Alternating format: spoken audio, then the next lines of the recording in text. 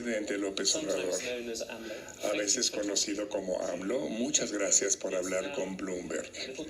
Ahora ya es un poco más de un año desde que fue usted elegido y luego hablaremos de la economía en México, pero primero quisiera empezar con su ruidoso vecino del norte, Donald Trump. Sabemos que ahora México tiene 20,000 efectivos de la Guardia Nacional y que también ha tomado 20,000 buscadores de asilo que han venido a México, que deberían estar en Estados Unidos, y el secretario Pompeyo dice: necesita México hacer más. Cuando ustedes ven a Estados Unidos, ¿lo ven como un aliado o lo ven como un golpeador? Es un aliado. Nosotros no apostamos a la política de la fuerza, al autoritarismo. No pensamos que la solución a los problemas tiene que darse con medidas coercitivas. Pensamos más en la cooperación para el desarrollo y es indispensable el buen entendimiento con nuestro vecino, con Estados Unidos, por cuestiones de amistad, de cultura, de comercio, de economía y por cuestiones de geopolítica. Tenemos 3.180 kilómetros de frontera. Si fuésemos un país europeo o de Sudamérica, a lo mejor podríamos procurar otra relación con Estados Unidos. Pero la vecindad nos obliga a entendernos.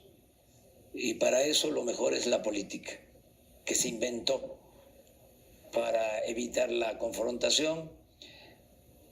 Y yo me da mucho gusto que estemos platicando aquí en Palacio Nacional. Es buena la relación con el gobierno de Estados Unidos y vamos a procurar que siga siendo buena la relación. Estamos convenciendo, persuadiendo de que lo mejor para enfrentar el fenómeno migratorio es la cooperación para el desarrollo. El que se pueda ayudar a países de Centroamérica, que se apoye también a México, pero más a Centroamérica, para que se impulsen actividades productivas, haya empleo. Muchos desconocen de que la mayor afluencia de migrantes, el mayor número de personas que pasa por México viene de Centroamérica y de países que por circunstancias especiales tienen crisis económica, hay faltas de oportunidades de trabajo, hay violencia. La migración de México a Estados Unidos ha disminuido y va a disminuir cada vez más. Lo que hemos estado viendo en los últimos tiempos es un crecimiento de la migración centroamericana. Entonces, ¿qué es lo que estamos recomendando? Desarrollo en Centroamérica. Perdón, me quisiera interrumpirlo y hacerle una pregunta. El viernes, como usted sabe, Guatemala aceptó ser tercer país seguro para manejar este tipo de migración de los que usted hablaba. Entonces, gente de países como Honduras o El Salvador, cuando buscan asilo, tienen que buscarlo primero en Guatemala en lugar de ir directamente a Estados Unidos. ¿Usted permitiría que México hiciera lo mismo? Nosotros no. hemos aceptado esa propuesta del llamado tercer país seguro. Nosotros no podríamos comprometernos a eso. Nosotros estamos aplicando un programa de disminución del número de migrantes con un cuidado a los que ingresan, teniendo más vigilancia de conformidad con nuestra legislación, cuidando los derechos humanos de los migrantes. No es lo mismo tener un refugio de migrantes en el sur que en el norte. En el sur de México hay menos violación de derechos humanos. En el norte actúan más bandas de la delincuencia y se han dado casos de asesinatos de migrantes y no queremos eso. Por eso estamos teniendo más cuidado en el sur del país y sí está movilizada la Guardia Nacional porque era una necesidad. Ya teníamos ese plan desde antes de la amenaza de aranceles. Nosotros estamos ahora atendiendo el problema de la inseguridad y de la violencia a partir de la creación de esta Guardia Nacional, porque antes la Constitución impedía que el Ejército y la Marina participaran en labores de seguridad pública. Se logró una reforma constitucional casi aprobada por unanimidad, todos los partidos. Y ahora contamos con el Ejército, con la Marina, para atender la demanda de que haya paz en el país, que haya seguridad pública, y esto incluye también lo migratorio. La Guardia Nacional puede constitucionalmente ayudarnos en el control de los flujos migratorios con derechos humanos, y los resultados han sido buenos, aunque, insisto, lo mejor es atender las causas. La gente no emigra por gusto, lo hace por necesidad. Yo tengo un sueño que quiero convertir en realidad.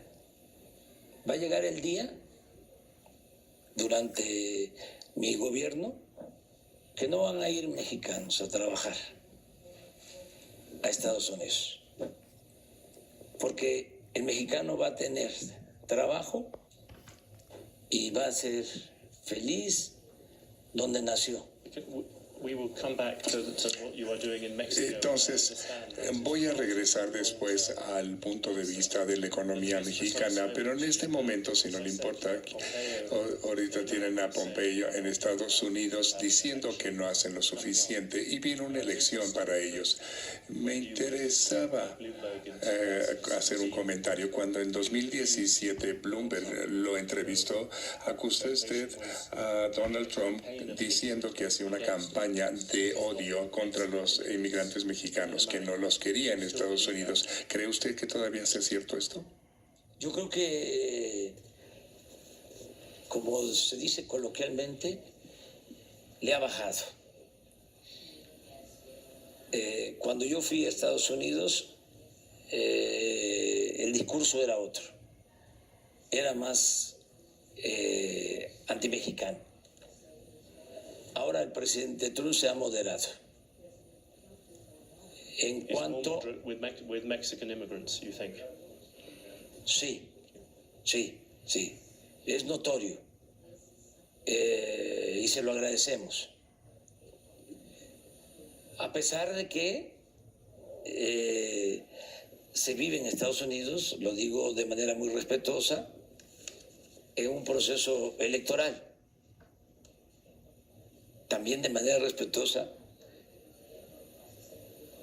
sería conveniente que se resolviera lo de los 4 años, con la posibilidad de la reelección.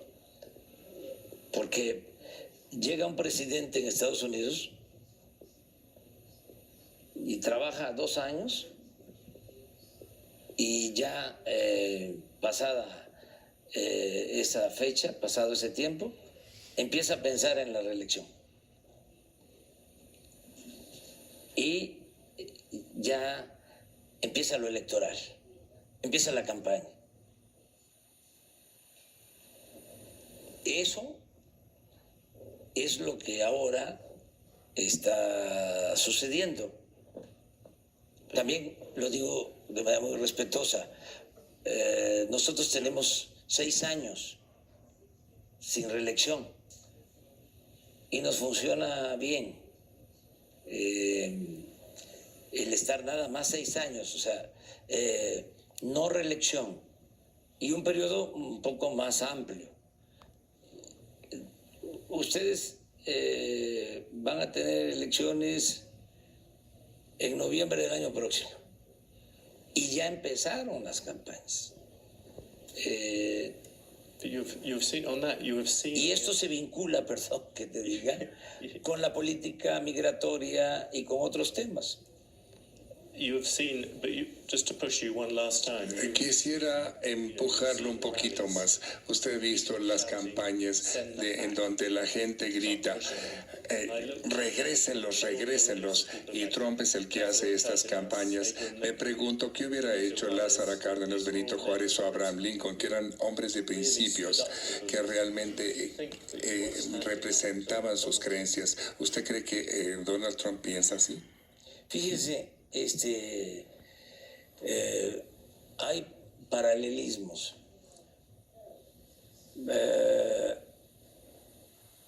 Cuando Abraham Lincoln era presidente de Estados Unidos, en México estaba gobernando Benito Juárez, el mejor presidente que ha habido en la historia de nuestro país.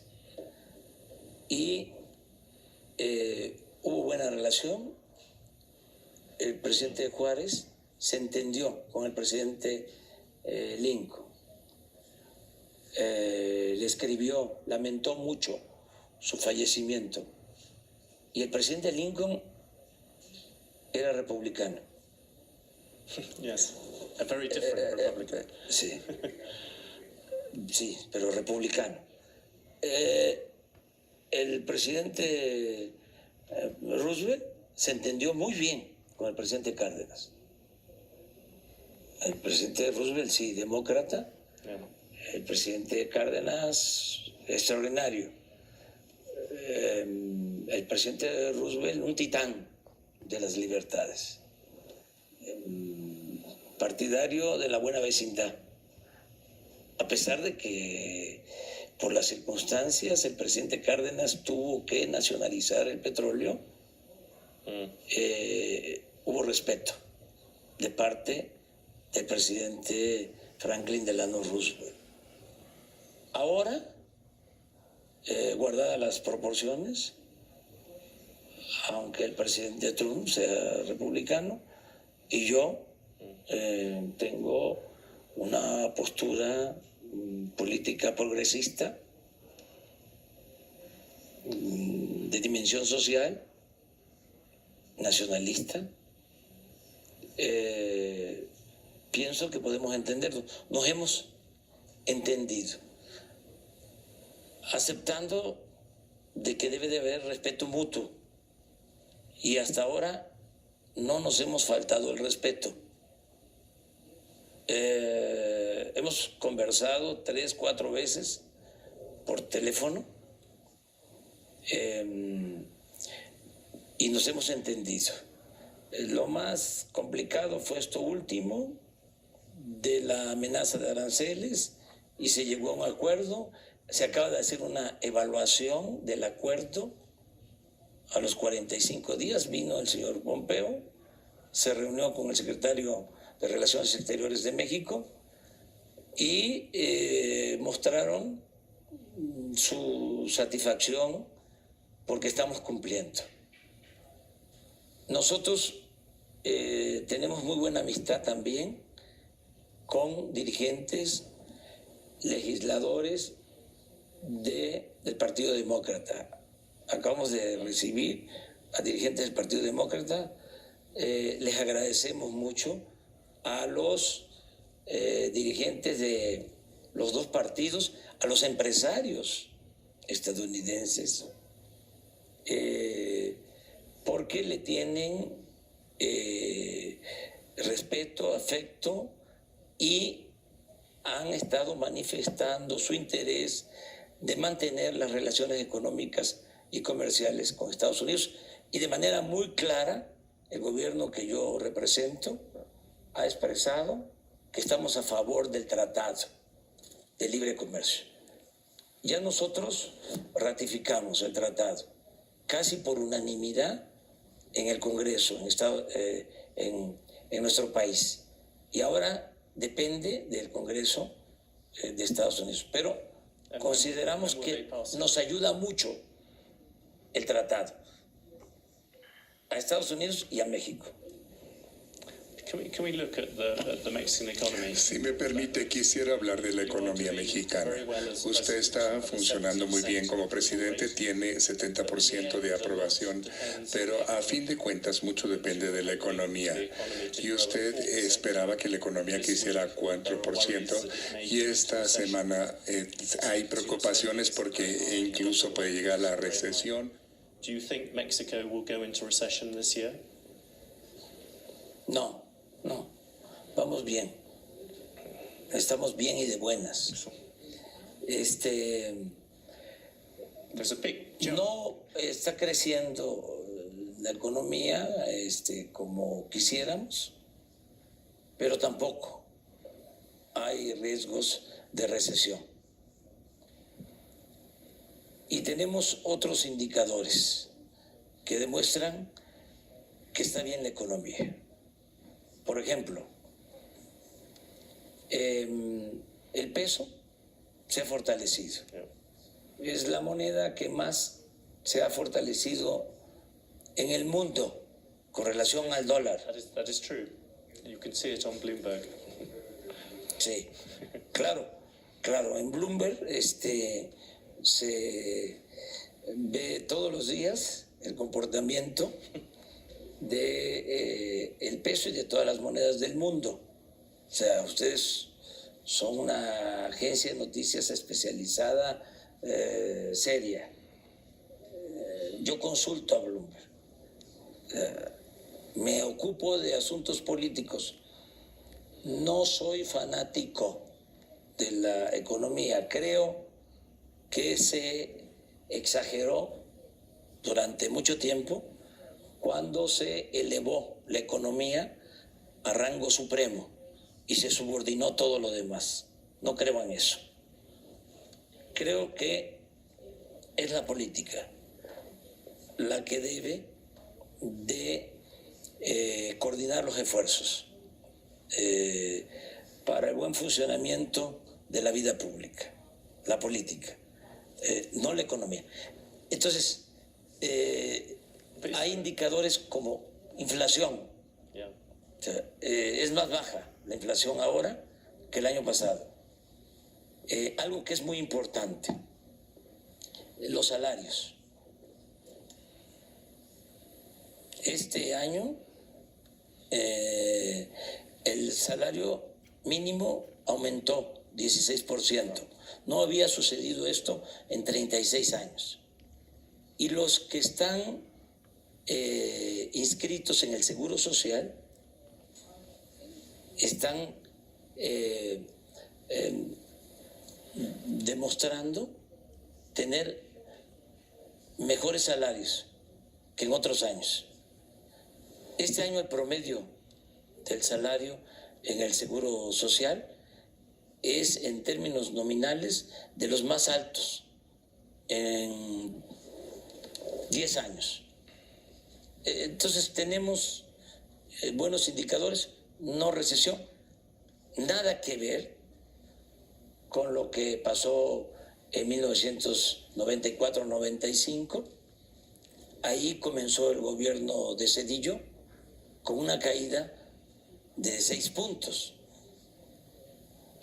Y Zedillo terminó bien su gobierno, incluso admirado por algunos como buen gobernante, como un presidente que manejó bien la economía y las finanzas. Entonces, vamos bien, vamos a procurar crecer al 4%. También preciso, hablé del 4% en promedio en el sexenio, no lograr el 4% en un año. Tiene que ser un proceso gradual. Para tener en promedio 4%, necesitamos crecer en el 24 al 6%. Para tener en promedio 4. ¿Por qué 4? Porque en el periodo que yo llamo neoliberal, Yes. y en el caso de México, neoporfirista, porque esto ya se aplicó, no es nuevo, se aplicó durante 34 años en que gobernó Porfirio Díaz, cuando se hizo esta biblioteca y ese elevador. Ahora fueron 36 años de política neoliberal. Bueno, en los 36 años de la política neoliberal, crecimiento promedio 2.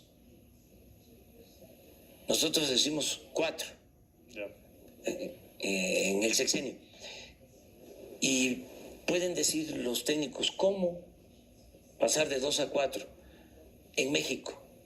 Es que antes del periodo neoliberal, durante 50 años, antes de 1983, desde la revolución, desde los años 40 del siglo pasado hasta el 83, crecimos al 6% anual, 5 o 6% anual.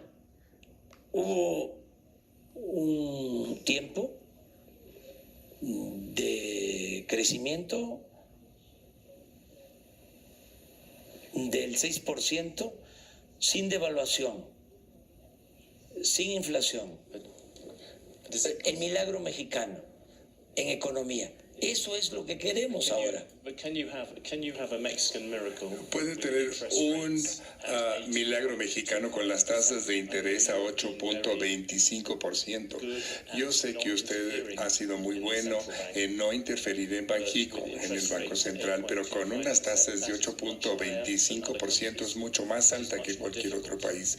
Es mucho más difícil. ¿Creen que las tasas de interés son un problema para crecer? Son demasiado altas. Sí, pero mire, soy respetuoso de la autonomía del Banco de México. Me gustaría que el Banco de México, pero una cosa es lo deseable y otra cosa es lo posible. Me gustaría que el Banco de México no solo se ocupara del control de la inflación, que pensara también en el crecimiento, el equilibrio. More about growth, yes. Estamos hablando de que en el Banco de México están cuidando más inflación, que no está mal, Yes. no está mal. Pero es importante bajar las tasas para alentar el crecimiento.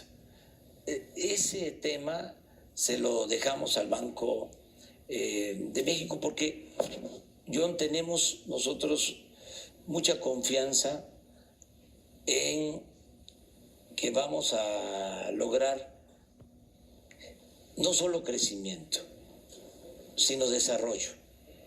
Porque crecimiento, y eso es lo que queremos cambiar y crear nuevos paradigmas. Crecimiento es hacer riqueza, pero no necesariamente distribuir riqueza. Desarrollo es crecer y distribuir la riqueza. Entonces, nuestro gobierno lo que está haciendo ahora mejor es la distribución del ingreso. Entonces, aunque el crecimiento sea escaso, poco, hay una mejor distribución de la riqueza. Es decir, hay más bienestar. When most people from the left Cuando come to la gente de la izquierda tienden a gastar dinero, más dinero, usted ha seguido la política de austeridad. Por el contrario, algunos de sus críticos dicen que si quieren distribuir la riqueza, el gobierno tiene que pagar más y que a usted le importa más el excedente dentro de su presupuesto, y por eso es que la economía no ha crecido. Usted ha acortado demasiado los gastos del gobierno. Es que ese es el nuevo paradigma. O sea, estoy escribiendo un libro que se va a llamar La economía moral. El principal problema de México es la corrupción. Ese era el principal problema. Porque ahora te puedo decir que ya no hay corrupción tolerada de arriba hacia abajo, porque la corrupción no es parte de nuestra cultura, como se llegó a decir. La corrupción no se da de abajo hacia arriba, se da de arriba para abajo. No hay un negocio jugoso, un acto de corrupción que no lleve el visto bueno del presidente. Eso ya no existe en México. Entonces, esa es una ventaja. ¿Se puede imaginar al presidente de México yendo a Brasil, o expresidente, de la misma forma en que fue a la cárcel el presidente de Brasil cuando habla de corrupción? Sí, hacia el futuro, porque antes no era delito grave la corrupción. 25 años, el corrupto podía salir de la cárcel pagando una fianza. En el gobierno de Salinas de Gortari, 1994, modificó el Código Penal para que no fuese delito grave la corrupción. Y así se mantuvo hasta ahora que hicimos una reforma y ya es delito grave la corrupción. Pero no solo eso. Pero habrá cargos contra Peña Nieto, y si hubiera cargos, ¿iría a la cárcel? ¿Cómo? Sí, pero legalmente sería muy complicado, porque desde hace 150 años,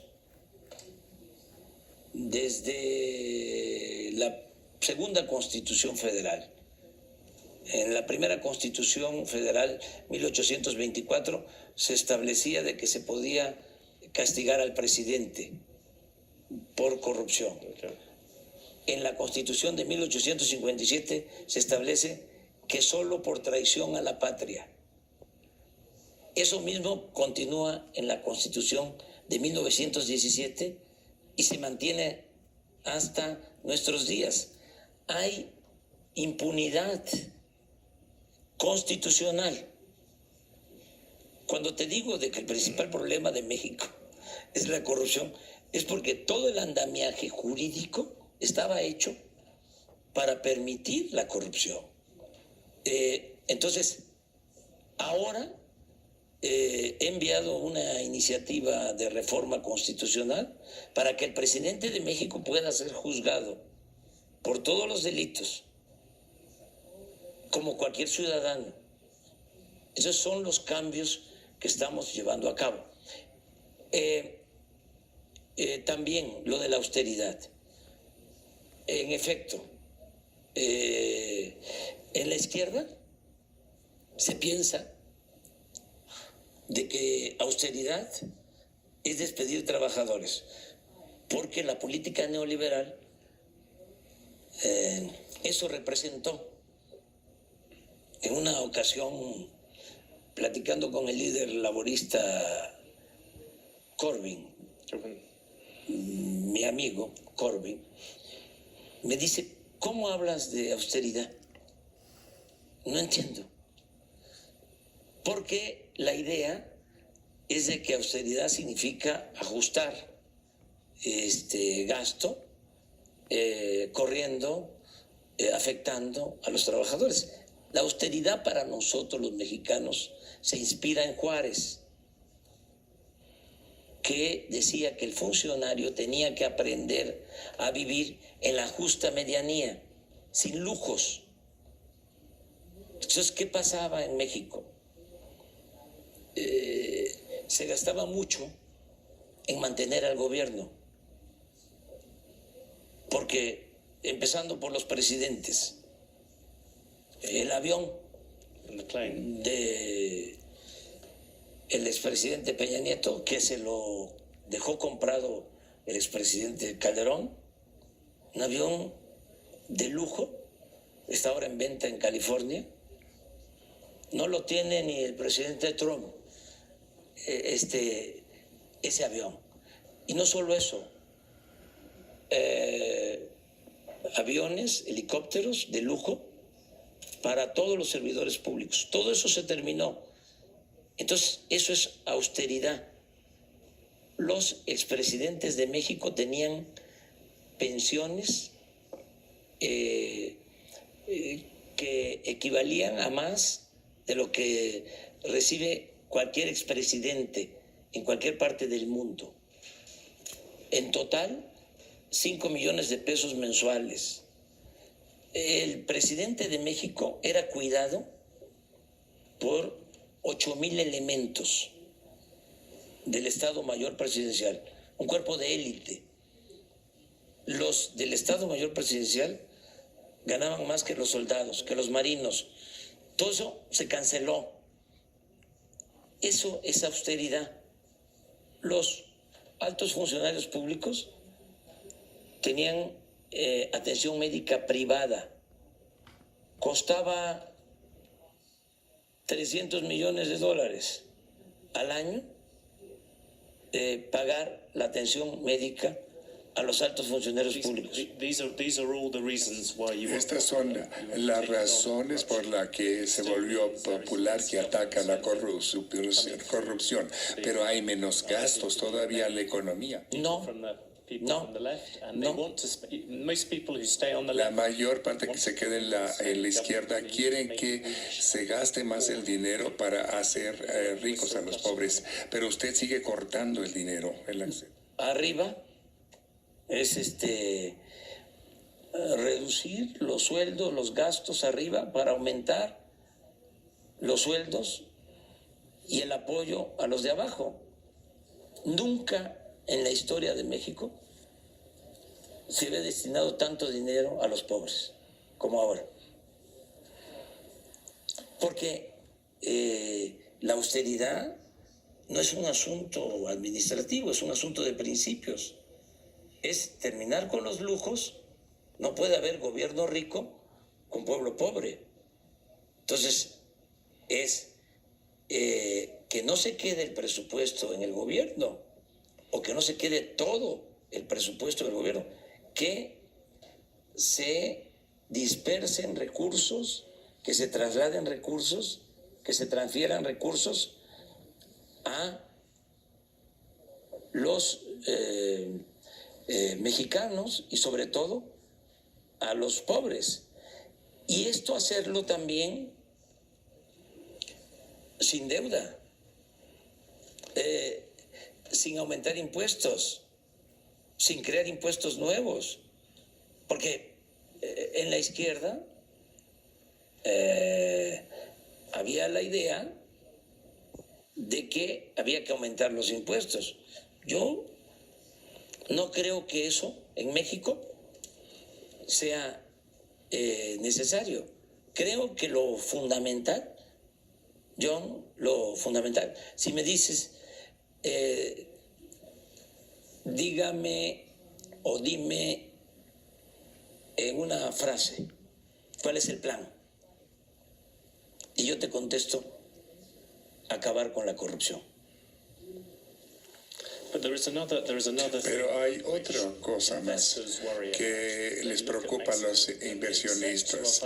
Ven, en México entienden y aceptan que está combatiendo la corrupción, que están manteniendo el peso fuerte, pero les preocupa acerca de las intervenciones que ha hecho usted, que son más de la izquierda.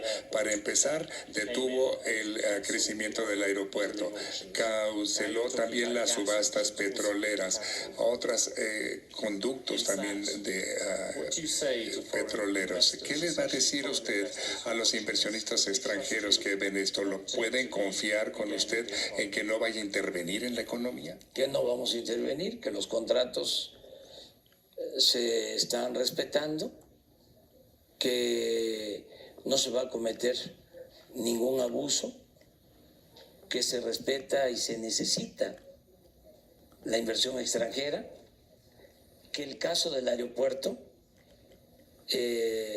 tuvo que ver con corrupción, porque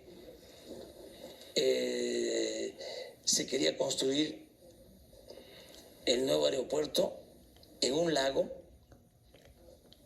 Es la parte de la ciudad del Valle de México que más se hunde. Se puede hacer un aeropuerto en el océano, nada más que cuesta mucho hacerlo.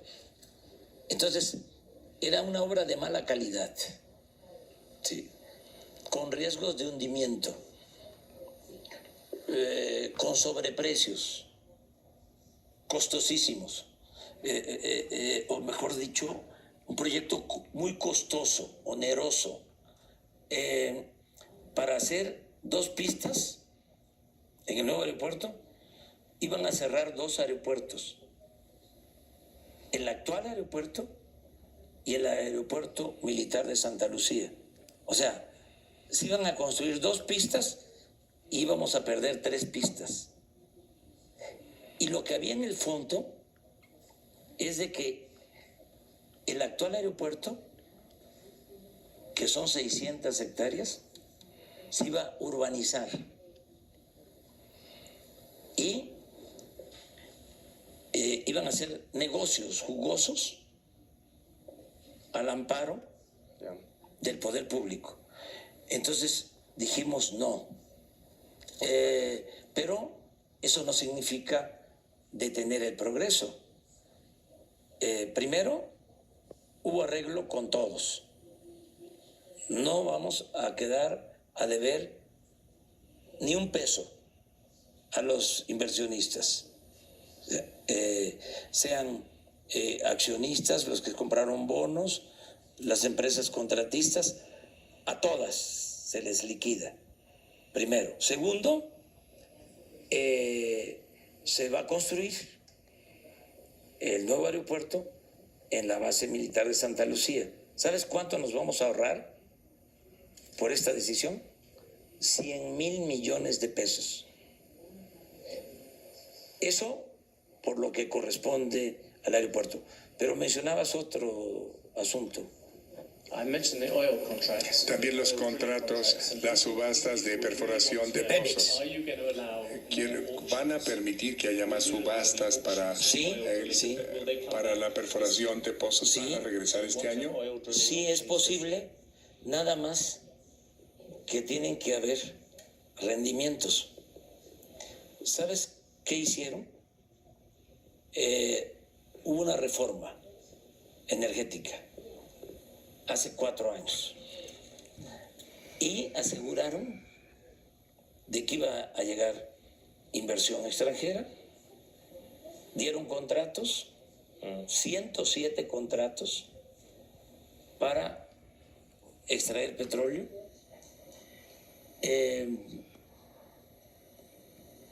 Tenían proyectado, hablaron y dejaron escrito en los considerandos de las leyes de la reforma energética que para ahora íbamos a estar produciendo 3 millones de barriles diarios de petróleo. ¿Sabes cuánto se está produciendo después de que entregaron los contratos? 1.680.000 barriles diarios. De 3 que ofrecieron que íbamos a tener. Entregaron los contratos. ¿Cuántos barriles de petróleo se han extraído con los contratos hasta hoy? 10.000 barriles. Entonces, ¿qué les digo a los empresarios que tienen los contratos? Se van a respetar, no se cancelan, pero no podemos convocar a nuevas rondas, a entregar nuevos contratos si no hay resultados. Esto no es un asunto político, ideológico, es de juicio práctico.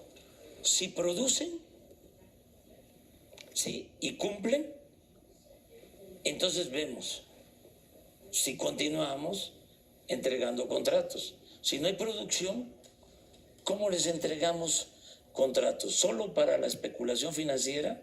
¿Solo para que digan, obtuve de México un contrato y puedo en la bolsa de valores especular financieramente? Entonces, son de las explicaciones que estamos dando. También te aclaro de que ya hay un plan para recuperar la producción en Pemex.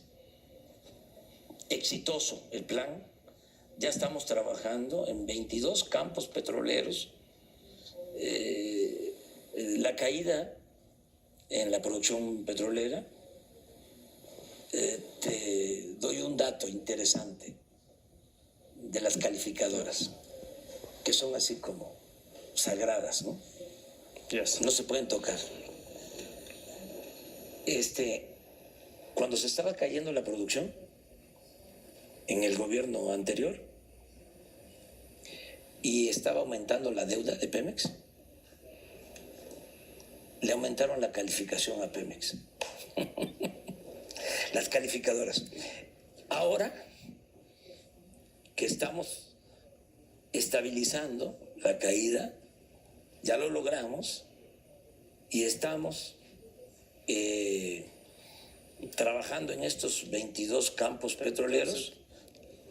Las calificadoras, no sé por qué razón, no están tratándonos bien, pero nosotros estamos seguros de que ya para finales de este año vamos a empezar a producir más petróleo y vamos a recuperar y a rescatar la industria petrolera. Can I ask you a particular thing? Quisiera hacerle una pregunta sobre Pemex. Arturo Herrera, su secretario de Hacienda, dice que la gente, o entendemos nosotros, que él quiere utilizar parte del dinero del Fondo de Estabilización Petrolera. Quiere usar parte de ese dinero para comprar los bonos de Pemex, que sería una forma de ayudar a la hoja de balanza de Pemex. ¿Apoya usted esto o sería otra cosa que podía añadir esta? No quiero yo crear ningún motivo de inestabilidad. Si nosotros utilizamos ese fondo, se puede pensar de que hay crisis y nos puede afectar la estabilidad económica y financiera. En este sentido, quiero actuar de manera conservadora. No hay necesidad de utilizar ese fondo. Hay remanentes que tiene el gobierno para, en su caso, fortalecer las finanzas de Pemex. Y ya lo estamos haciendo. Pero no queremos cambios bruscos, porque entonces sí, se generaría desconfianza, habría nerviosismo. Ahora han tratado de crear un ambiente de incertidumbre, pero no lo han logrado. México sigue siendo un país muy atractivo para la inversión. Hay Estado de Derecho, que no había. Anteriormente era Estado de chueco, ahora es Estado de Derecho. Se respetan las leyes, no hay autoritarismo, el poder ejecutivo no es el poder de los poderes como era antes. Tú sabes, John, que el que mandaba en todo en México era el presidente. Ahora no. A pesar de que es un régimen presidencialista, somos respetuosos de la autonomía del poder legislativo y del poder judicial. Eso no se había visto en México. You've just talked about the rule of law. Usted ha hablado del Estado de Derecho, pero si ve aquí la Ciudad de México, hay asesinatos han aumentado en 16% en la Ciudad de México. Yo sé que está usted hablando de las causas a largo plazo, pero a corto plazo, ¿qué va a hacer usted para cambiar esta tasa de criminalidad? ¿Cómo se cambia esto que, de acuerdo a muchos mexicanos, es el mayor problema que se tiene? Usted está atacando la corrupción, pero ¿qué va a hacer para tener más policías? ¿Cómo va a combatirse la seguridad? Bueno, ya lo estamos haciendo. Primero, atendiendo las causas. Yo no voy a dejar de insistir de que hay que atender los problemas que originan la violencia. El hombre no es malo por naturaleza. Son las circunstancias. Si no hay crecimiento, si no hay empleo, si no hay bienestar, si se abandona a los jóvenes, hay inseguridad y hay violencia. ¿Qué es lo que pasó en México? Se desató la inseguridad y la violencia porque se abandonó el desarrollo. Entonces, ahora estamos atendiendo las causas. Pues no solo eso, te hablaba yo de la Guardia Nacional. No se podía tener más elementos para cuidar al pueblo porque estaba prohibido. Tienes la Secretaría de la Defensa Nacional, el Ejército, 230,000 elementos con disciplina, con profesionalismo, 65,000 marinos, igual, con disciplina, con profesionalismo, y no podían utilizarse para garantizar la seguridad de la gente. Estaban para la defensa nacional, para la seguridad del Estado, para la seguridad interior, pero no para la seguridad pública. Y en efecto, lo que más nos importa a nosotros es la seguridad pública. Entonces, se promovió este cambio constitucional y ahora elementos del Ejército, de la Marina, nos están ayudando para garantizar la seguridad pública. No teníamos elementos. El presidente contaba en realidad con 10,000 efectivos de la Policía Federal y te podían estar asaltando, robando, secuestrando enfrente de un cuartel militar y no podía el ejército participar. Entonces, esta reforma es muy importante. La creación de la Guardia Nacional va a significar más elementos, más presencia, más protección a los ciudadanos y un elemento importante. Todos los días atiendo el problema. Todos los días, de 6 a 7 de la mañana, de lunes a viernes, tengo reunión con el Gabinete de Seguridad. Me reúno con el secretario de la Defensa, con el secretario de Marina, con la secretaria de Gobernación, con el secretario de Seguridad Pública. Yo personalmente recibo el parte, el reporte de todos los delitos que se cometen en el país y tomamos decisiones. No delego a nadie este asunto. Lo estoy atendiendo de manera personal.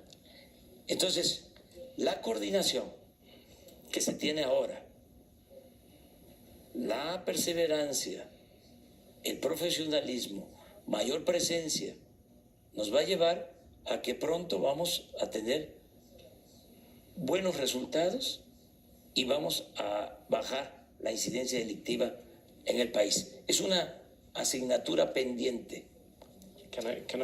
Can I ask you one last question? Quisiera hacerle una última pregunta, de sí o no. Christine Lagarde visitó México y está dejando el Fondo Monetario Internacional, y su amigo Agustín Carsten, que actualmente está en el Banco de Pagos Internacionales, uno de los candidatos que podría ser el jefe del Fondo Monetario Internacional. ¿Qué pasa con el gobierno de usted? ¿Va a apoyar al señor Carstens para que sea el nuevo jefe del Fondo Monetario Internacional? Sí me gustaría. Siempre apoyaría a un mexicano. Si es especialista en la materia, yo no coincido con él en su concepción de política económica, pero lo respeto, es un profesional de la economía y sobre todo es mexicano. President Obrador, thank you very much. Presidente Obrador, muchísimas gracias por hablar con nosotros y gracias por su tiempo. Muchas gracias. Thank you. Gracias, John.